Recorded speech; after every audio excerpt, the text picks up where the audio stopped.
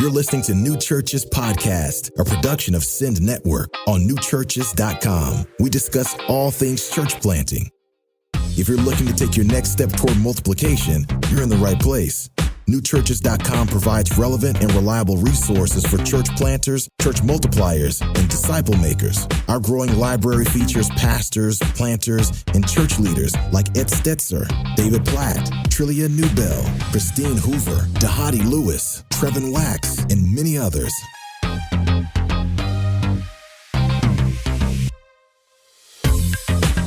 Hey, we're here for another episode of the New Churches Podcast. I'm Ed Stetzer, hosting today. By the way, I do have another podcast, too, that I want to invite you to come listen to, the Stetzer Church Leaders Podcast, just geared specifically towards pastors and church staff. This is geared towards church planters and sort of those who are church planting adjacent. One of the things that we found with the New Churches Podcast is just how many people listen who really love church planting, and maybe their church is helping to plant a church, but they listen for a lot of the other great stuff that we converse about as well. And that's what we're going to do today. We're going to talk today about positive staff culture and how we create that, how we build that, and more. Our guest is Mark Lee. Mark planted Vintage Point Church in Eastvale, California in 2008. Since then, the church has helped plant 10 other churches around the country. He also serves on the lead team of church planters for the Send Network. And I'm going to ask Mark to go back to 2008 and to start there with us, because we're starting with a church plant, and then the question soon comes. Now, your church has grown to hundreds, and then to multiple hundreds, and then to eventually becoming the size of a megachurch. But 2008 is not that long ago, Mark. So when you showed up in Eastvale, California, who was on the team with you? And let's start with the staff questions. Oh, that's a great question. 2008, so we got launched out by a church called the Evangelical Free Church of Diamond Bar. And so when we went out, I was the lead pastor, and we had about 25 people on our launch team from that church. We were giving a fishing license to do that. But in terms of like I think we had one part-time worship leader, and we had probably about 3 unpaid staff at the time. Yeah. Okay. So here you're starting 25 people, you start the church begins to grow. When do you do you start full-time? Are you full-time at the beginning? I started full-time. Yes, sir. Okay. All right. So when did you add your first other full-time staff member? At what size? How did you think about that? Because that's where, our church planting listeners are kind of like, well, maybe they're even bivocational, but they're going to talk about who's our first staff member. How do you decide? How'd that work?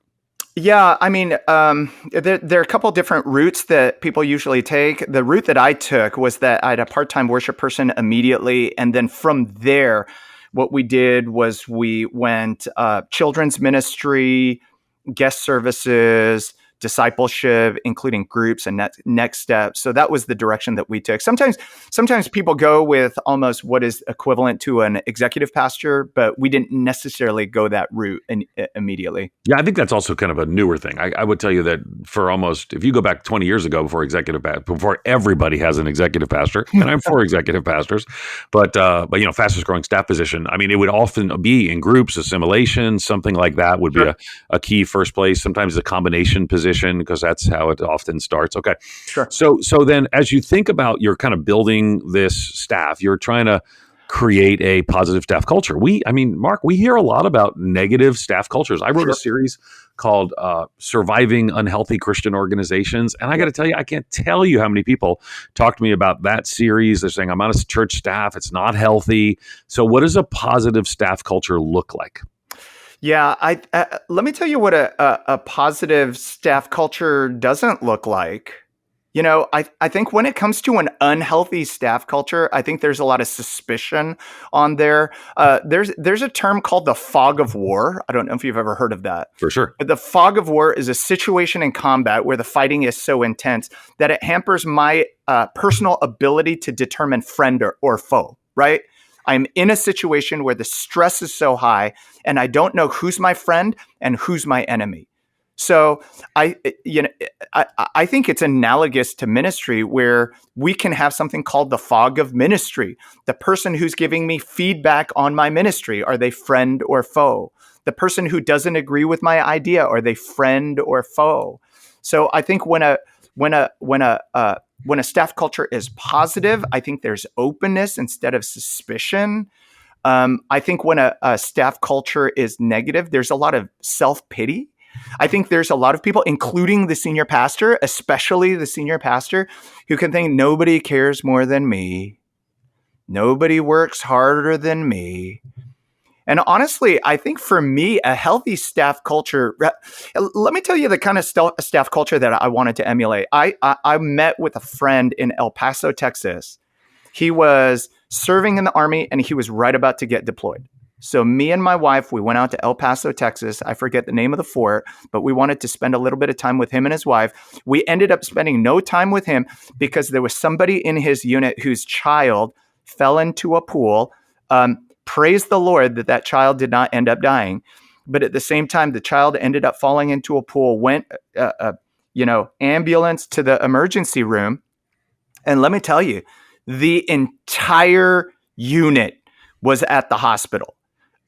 All of the wives were gathered together, huddled together in order to support one another. And you know what I thought to myself? I thought to myself, in a moment of crisis, I'm not sure that my church staff in this moment would act the same way. You know what they would do? They would send a lot of texts. Yeah. They would go, hey, I'm praying for you. Maybe there would be a meal train that would start in terms of like, hey, a week from now, you might get like a tuna fish casserole that I don't want to eat anyway. But in terms of in that moment, for everyone on the staff to go and huddle at the hospital together and to do that all night with each other, I'm not sure that we had that cohesiveness at the time. And so I thought to myself, you know what? That's the kind of culture that I really want to exhibit during that. I think you can gauge a healthy culture by how it acts during crisis, honestly. Okay, so then you tried to build that kind of culture, kind of a more healthy culture. Now, again, that's part of like for me. I'm new. I'm now, for those you don't know, I'm now serving as the dean at the school where actually Mark graduated from, and so part of what I'm doing is there's a culture here. I'm trying to preserve part of it. I'm actually trying to capture part of it in a series of articulated values. But that's a big part of my role. My role is to create a positive culture. And everywhere you go, these kinds of cultural values, they tend not to just naturally occur in a positive direction. Now, yes. Talbot has a good, healthy culture, yes. But my job is to preserve it more. But it tends to drift. Some people say it tends to leak. Yep. So, what does the role of leadership? Now, in my case, I'm the dean at a school of theology, a seminary. But for most people listening are pastors. So, but there's a leadership role. What role does leadership play in staff culture? Yeah. And I just want to back up for a second to what it is that you just said. And that is, I think that we can be talking about two different things. That there's you were just talking about the articulated culture that exists. And then there's also this element of positive culture. So real quickly, I think one of the important duties of staff leadership too is to be able to articulate, like, what is our culture? Who are we? Right. And how are we going to be a little bit different from how are we different from another church, or how are we different from another organization? On our staff, we have 5 different staff values. And so we have defined what those values are. What I've also done is I've written descriptions around all of those different values to kind of flesh out what some of those values look like. Like, for example, one of the values on our staff is we call it relentless effort. And so one of our descriptions is this, that on the outside, that we appear to be a talented team, but we know the truth of what really happens. And that is that we have grit, that we give a relentless blue collar effort. We say that on our team, the veterans work like walk-ons and the freshmen work like they've got something to prove. Now, so there's an articulated value, but then to your point, Ed, what leadership can do is they can use a value like that and they can weaponize it, right? And so I think that's part of what we're talking about too. And so I think one of the ways that is so important for us is that we have to articulate the value, but then senior leadership, number one, what we have to do is we got to live it. We have to breathe it. We have to be the ones to embody that staff culture and not be entitled Because I feel like even in seeing the leadership, we've all seen this. The longer the senior pastor stays, the less he is mandated to do, the more he can take plays off, and the less feedback that he's going to get. And, I think that senior leadership has to embody that more than anybody else. I like what Chris Hodges said one time about inviting people to church. He says this: I don't tell people in my church to invite people to church. I just do it. I tell them stories about how I'm loving other people, how I'm building relationships with other people, how it is that I'm sharing my faith with other people. And in the process of actually living that out, people understand that, wow, that's inspirational. I want to do that as well. I think one of the ways that we can really live out that staff culture is, I think my role is to be the CEO of Vantage Point. And what I mean by that is that my role is to be the chief encouragement officers. What gets rewarded gets repeated. So for us, if somebody invites someone to our church and we get wind of it, that person is going to get a handwritten thank you card from me, and actually a $5 gift card to Starbucks too, just saying, hey, thank you so much for inviting so-and-so. What you may not know is that one invite my freshman year in college changed my family tree. Maybe it's going to change theirs also. Yeah. And so I think that one of the things that the senior pastor has to do is to be the best storyteller in the church. Mm-hmm. He's got to, as the church grows, the senior pastor even becomes more removed from what it is, from the stories that are happening in the church. Right. And so I think it is their responsibility to find those stories, to communicate those stories wherever they can. Very few people got into ministry because they wanted a job. Many people got into ministry because they wanted to see lives change. And so I think it's just so important to be able to find those stories and to tell those stories over and over and over again. Yeah. So pastors, church leaders, right? So our audience hears these things and wants to do these things. Yeah. But they tend to, just the reality is most people don't kind of establish a pattern and a rhythm. They're often responding to, urgent things or maybe not important things, those kinds of things. So, to the pastors and church leaders listening, how can he or she sort of build, what are some clear steps to just strategically build that positive staff culture, and then we already addressed some of that. Let me lean in a little more in this. How do you assess if it's positive and healthy, and then how do you address the assessment of if it's positive and healthy? Yeah. Well, I think before even assessment, I think there has to be a system of intentionality of how do we make it so that the people understand the culture of what our staff is really all about. And so for us, it starts during the interview process. We make sure that we interview to all of our staff values, because that's super important to us. During orientation of new staff people, even on the very smallest church plant level, I think there should be a staff orientation. And that is this, that I take it personally, or I take that responsibility on personally. What I do is over our 5 staff values, what I want to do is I want to take that one new staff person or those 2 new staff people. We're going to read 5 books based upon those 5 values. We talk about those values weekly at our staff meetings. Hey, everybody, let's give props to somebody else based upon one of our staff values this week. There's not a challenge in creating staff values. It's more of a challenge in sustaining some of those staff values. Andy Stanley says, how do I not only keep something on the wall, but how do I keep something in the hall? How do I have it live and breathe within the organization that I'm a part of? How do I change things if things need to be changed? One of the important things to do is to be able to lean in whenever we see a staff value not being carried out. So I'm what listeners can't see is that I am Asian. I am an Asian American, which is code word for the fact that I am passive aggressive. That's what that means. And so it is so easy for me to neglect a staff value not being lived out and to just, under the guise of loving people, hey, bro, just like, great job, man. I am a naturally encouraging and positive person in general. So if I see anybody doing anything, I'm going to be like, man, great job with that. However, we have one staff value that's called developing game changers. So what we say, part of that value is this: as leaders, our goal isn't to gain many followers.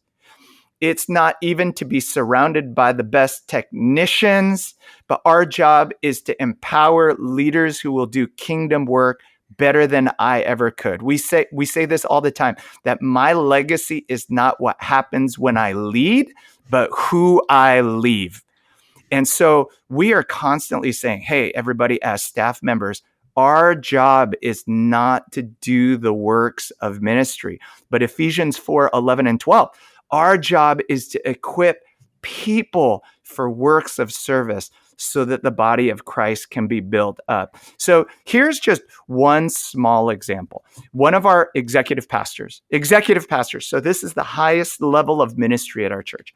He ultimately has authority over baptism, but he's not responsible for the baptism. There's a difference between the two. He has point authority, but his job is to mobilize a team of people who are going to be able to carry that out under his leadership and his vision even better than he could, inviting them into the work of ministry. So there's this one time where I see him setting up the baptismal. I see him filling up the baptismal starts leaking in the auditorium. So he's like, oh shoot, I'm gonna have to spend more time and getting another baptismal. And wow, I mean, he's doing such good work and he's working hard to do this. And then on baptism day, he's the one who's bringing everybody in. He's the one who's processing everybody. What I did was I said, hey man, what I really want to do is I just want to say thank you for your relentless effort, because you really embody who we are as a staff. However, when it comes to developing game changers, here's what I want to know. How can I help you develop other people around you? And so I think there are two things that we're talking about. And again, I want to address both of them. One of them is a staff value, and the other is a positive culture that we have on staff. And so I think in one way, what we want to do is we want to articulate what our value is. And when we teach it, oftentimes good teaching is hyperbolic. So when I teach it to the staff, I will say something that's a little bit, almost sounds a little edgy, like doing ministry is a fireable offense on our staff. Okay, that's edgy. It's hyperbolic. And it's hyperbolic for a reason, because given the history of our church, what I've realized is if I don't speak in hyperbole, then what's going to happen is people are just going to disregard it as optional. However, it's one thing for me to teach it, but when I actually engage, I don't engage with those words. I'm not going to sit down and go, hey, now so-and-so, you know that doing ministry is a fireable offense. I'm not going to use those words because those are so graceless. It's so mean. And I can't stand. I would not want to be approached that way. So what I want to do is I want to sit down with that person filled with grace and understanding. And I want to place myself as a servant leader underneath that person. And I want to say, hey, bro, like, how can I help you? Because odds are is if you're doing this ministry, then you're also doing that other area of ministry, and you're also doing that other area of ministry. And my guess is that you might even be feeling a little bit overwhelmed right now. Is that true? Yeah, that's really true.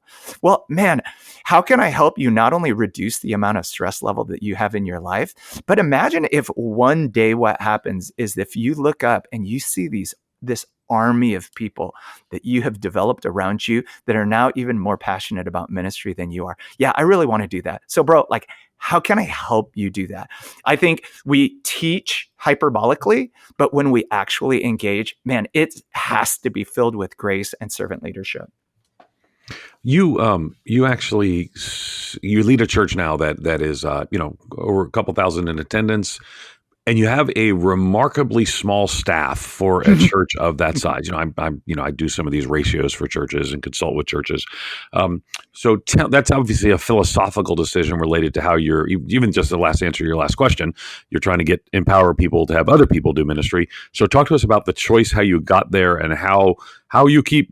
You seem to be concerned about staff being overwhelmed, and we talked in a prior episode about having endurance. But a small staff can, if not done right, can actually wear people out. So how do you do that, and why? Yeah, absolutely. The decision that we made, believe it or not, is not philosophical. Some people go, hey, you know what? We are a strictly volunteer organization, or we are basically a volunteer organization. So here's what we want to do. We want to limit the number of staff members. Believe it or not, for us, that's not philosophical as much as it is practical. What we've done from the very beginning is we've tried not to make our staffing more than 50% of our budget, which would get it, especially because we are one of the only permanent religious structures in our entire city. Getting into phase one of our building was very, very, very expensive. Oftentimes, when a church goes permanent for the first time, we were portable for 13 years, finally got into our church about 2 years ago. A church plant will oftentimes take on a very aggressive loan. So for us, we've really not wanted to go above 50%. So for us, it was just pragmatic. We just don't want to go into a dangerous area. So what we've tried to do is we've tried to very much so be very focused in terms of our programming at the church. So we know what things are the most important things so that we don't overwhelm their job descriptions. Even what's important for us is that when a staff member comes up to us with a new idea, oftentimes what we'll do is we'll go, okay, well, what are you taking off of your plate then? Who are you giving it to? Or what ministry program are we going to be eliminating in the process? Because I think that's super important. I think every church staff at the end of the day, it needs a party planner. I think a lot of for a lot of people in ministry, like I started in youth group, and when we were on youth group staff, nobody ever got paid. What was payment enough for me was that after youth group, we all went out to Applebee's afterwards, and we all had buffalo wings. And so again, very few people get into ministry because they wanted a job. Very few people went into ministry because they think they're going to get paid really, really well. They want to make a difference, and they want to feel like they're in the trenches with other people. So what's super important to us is to act less like an office and to act more like a family. So, man, we have staff giving coming up. Everybody's just getting together at somebody's house. We have fun events that we do all the time. Just building that community and that family with each other is just so important in doing that. So we are understaffed, but we every other week we have staff chapel. So what we want to do is we don't want to just talk about business, but we as a staff, we want to pray together. We want, and I don't just mean for a couple minutes. I mean for a significant amount of time. We want to enter into God's presence with each other. I want to be able to spiritually invest or leadership-wise invest in some of these. Essentially, every other week, what we want to do is we want to do church for our church. We want to do church for our staff because oftentimes, even on Sunday, they're just in the zone and they're not really in this place where they can truly receive. So it's during those staff chapels that we want to create that spiritual environment for them as well. Good. It's so helpful and an important, even to see you going from 2008 to where you are now and the staff decisions you made along the way. I would just encourage people, don't underestimate the importance of staff culture. And I think even for me, like right now, this is the number one thing I think my responsibility to do and to lead. And even like, I'm a teaching pastor at Mariners Church. So I think I do probably most of the staff training now.